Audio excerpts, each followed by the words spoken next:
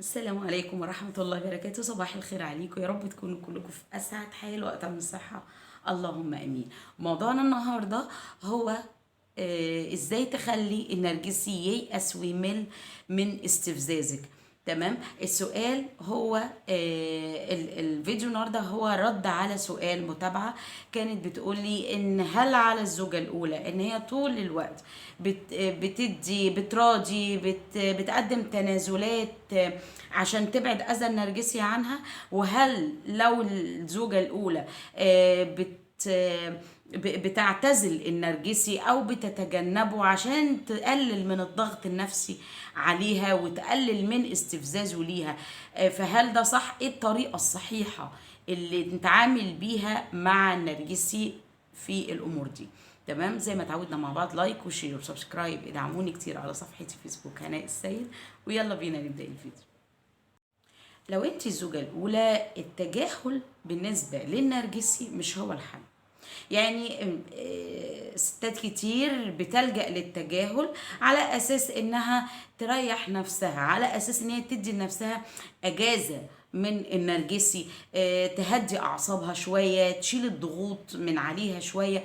لكن للأسف التجاهل، النرجسي بيفتكر إنك ضعيفة، والنرجسي بيفتكر إنك خايفة انك انت تتعاملي معاه، وبالتالي التجاهل ممكن يؤدي للنرجسي ان هو يزيد من استفزاز النرجسي ليكي. خلاص. ولكن اذا كنتي زوجة اولى وعايزة تستمري وعايزة تاخدي حقوقك من النرجسي بالرغم من في زيجة تانية، يبقى هتمشي على الخطوات اللي انا هقولها دلوقتي. اول خطوة هي الثقة.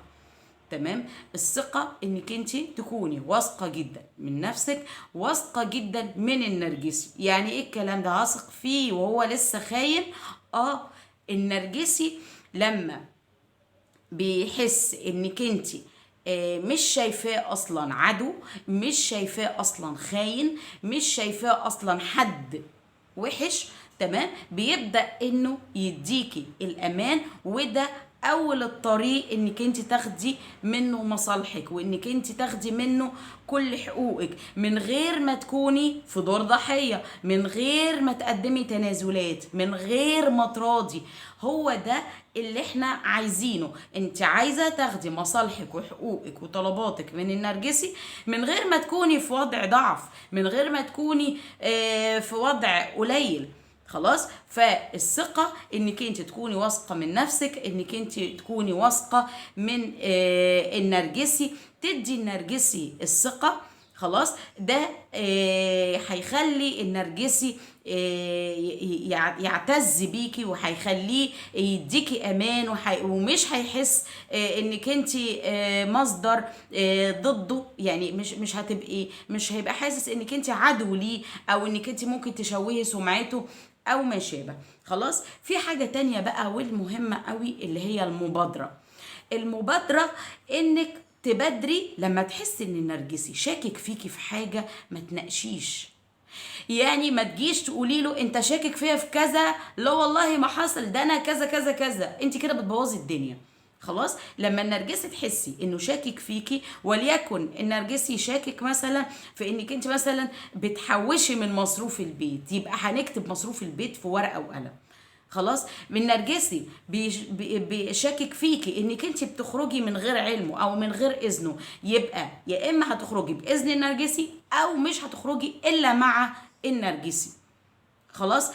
دايما كل حاجه النرجسي بيشك فيكي فيها، حاولي انك انت تعملي عكسها قصاده. ما تدافعيش عن نفسك، ما تقوليش انت ليه بتظن فيا كده، ما تقوليش انت ازاي تفتكر فيا كده. كل ده يحطك وضع ضحية ويحطك في وضع ايه؟ الذنب. خلاص. فموضوع انك انت نقاش، تفتحي باب للنقاش، تفتحي باب للكلام مع النرجسي باي شكل من الاشكال، معناه مش انك انت بتدافع عن نفسك، ده عند الناس الطبيعيه، لا، ده معناه عند النرجسي انك انت حاسه بالذنب، وادام حاسه بالذنب يبقى انت مذنبه، اذا انت تستحق العقاب. تمام. من اهم النقاط اللي لازم تفهمي كويس هو ليه النرجسي اصلا بيستفزك؟ بيستفزك ليه؟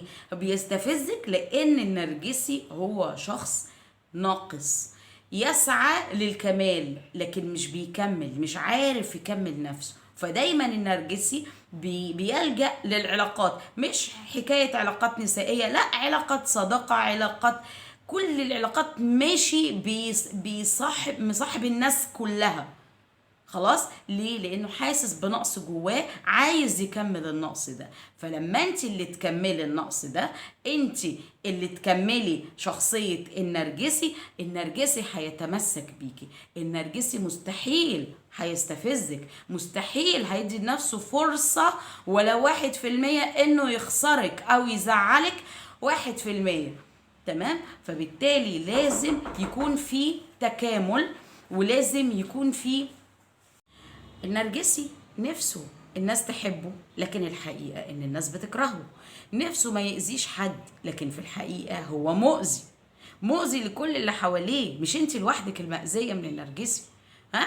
النرجسي بيأذي الناس اللي جنبه في الإشارة، بيأذي الناس اللي معاه في العمل، بيأذي الجيران، بيأذي كل الناس اللي ماشي يقابلهم. تمام؟ فمش انت المقصودة. تمام؟ النرجسي نفسه يكون شخص كامل، نفسه يرضى عن نفسه لكن مش قادر.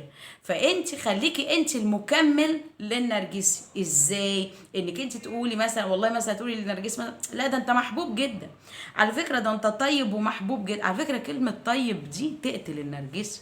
النرجسي ما يقبلش على نفسه الطيبة. النرجسي ما بيحبش ان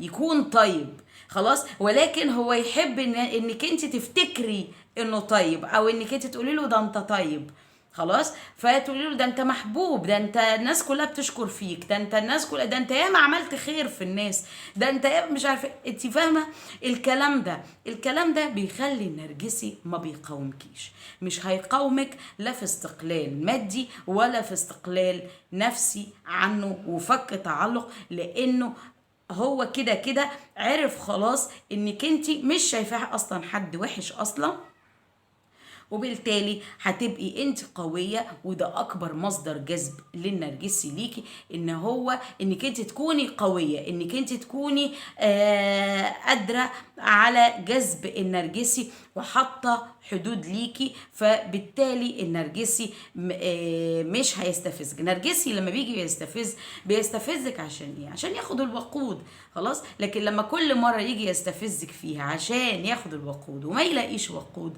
يلاقي لا مبالاة، يلاقي عدم رد فعل، عدم اكتراث للي هو بيعمله، انت مش مهتمة باللي هو بيعمله، اللي بيعمله مش منرفزك، مش غايظك، خلاص. وده بيبقى محتاج تحكم في الانفعال، محتاج تحكم في تعبيرات الوجه، محتاج تحكم في اسلوب كلامك، في نبرة صوتك.